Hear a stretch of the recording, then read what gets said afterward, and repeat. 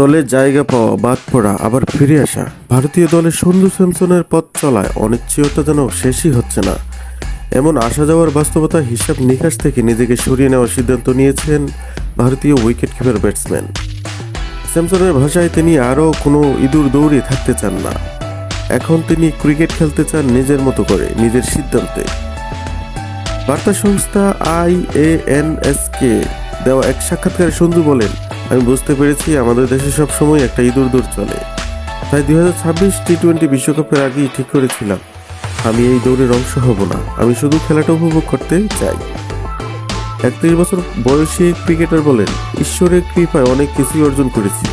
সামনে আরও কয়েক বছর খেলতে পারবো, তাই ঠিক করেছি নিজের মতো করেই খেলবো। কিভাবে ব্যাট করতে হবে বা কি করতে হবে সেটা কেউ আমাকে বলে দেবে না। সঞ্জু কি করবে সেটা সঞ্জুই ঠিক করবে। স্যামসনের কথায় সবাইকে যথাযথ সম্মান রেখেই বলছি, আমি খেলবো, খেলাটা উপভোগ করব, ভালো সতীর্থ হওয়ার চেষ্টা করব, দলকে সমর্থন দেব, কিন্তু সবই করব আমার নিজের মতো করে।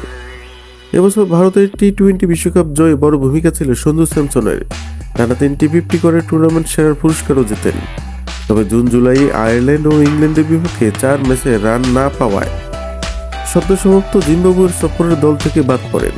তবে ভবিষ্যৎ নিয়ে খুব বেশি ভাবতে রাজি নন স্যামসন। 2024 বিশ্বকাপের পর তো আমি 2026 বিশ্বকাপ খেলবো এবার প্রত্যাশাও করিনি। একটা সময় 14 বা 15 জনের দলেও ছিলাম না। তাহলে 2028 নিয়ে এখন কিভাবে পরিকল্পনা করি? যদি দলে থাকি, দল আমাকে চায় এবং আমি ভালো খেলি, তাহলে সব ঠিকঠাক হবে। না হলেও আমার কোনো আক্ষেপ নেই। যা অর্জন করেছি সেটা কেউ কেড়ে নিতে পারবে না। এদিকে জিম্বাবুয়ে সফরের দল থেকে স্যামসনকে বাদ দেওয়ার সিদ্ধান্ত নিয়ে প্রশ্ন তুলেছেন ভারতের সাবেক প্রধান নির্বাচক কৃষ্ণ মাচার শ্রীকান্ত।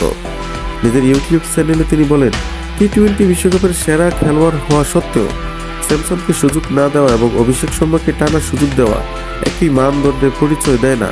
তার প্রশ্ন, অভিষেক দীর্ঘ সময় সুযোগ পেতে পারে, তাহলে স্যামসন কেন নয়?